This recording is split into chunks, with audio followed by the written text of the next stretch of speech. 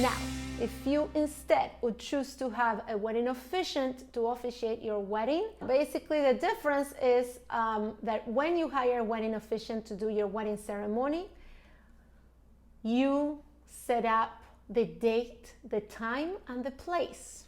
There is no waiting online, there is not getting a number, there is not going through any metal detectors, none of that, and there's not being in a room full of strangers that you don't know. That, I mean, let's face it, going to City Hall is the equivalent, exactly the same thing as going to the motor vehicle department to get your driver's license.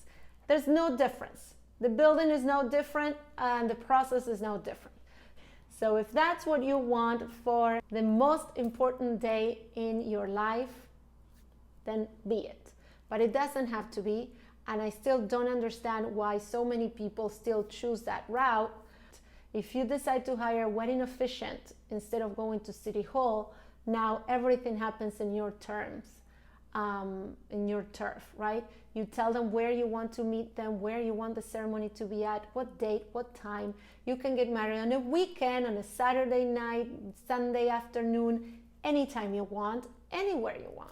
So you would pick an officiant that you like, you hire them, then you tell them where the ceremony will be. And if you don't have, if you haven't prepared anything, if you're not really having a big wedding, a reception hall, it doesn't matter. They come to your house, they come to your apartment. So you can just have them come to your apartment and have a few close friends or just family members there to witness you saying, I do.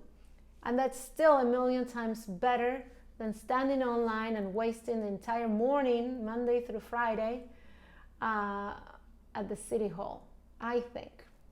So the wedding officiant will come to whatever you say, whatever place.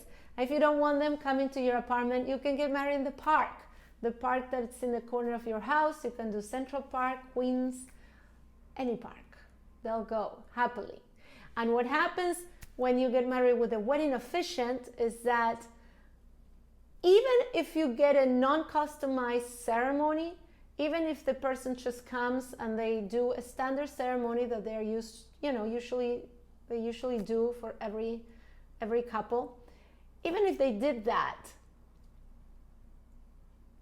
you have the opportunity to be present and be in the moment with the one that you love. And you will always have the opportunity to say your own vows, which is huge. I mean, if you're really getting married because you truly love this person, saying your own vows is the highest point of the wedding.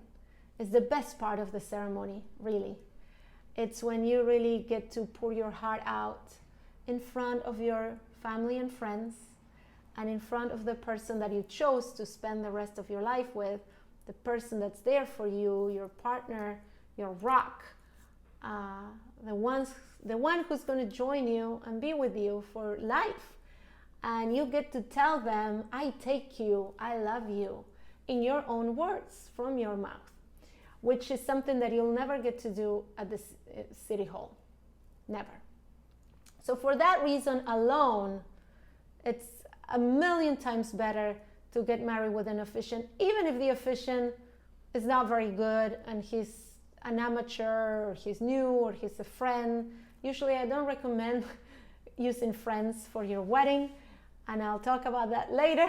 But of course you can get to know your wedding officiant, as much as you want. Most of us, we want to make you happy. We want you to have an awesome day, an awesome time, and we want a nice review. We want a recommendation. We want a referral. So anybody that you hire, they will want you to have a good experience. There is no way, I never met an officiant who didn't feel this way. So that's something, again, to consider.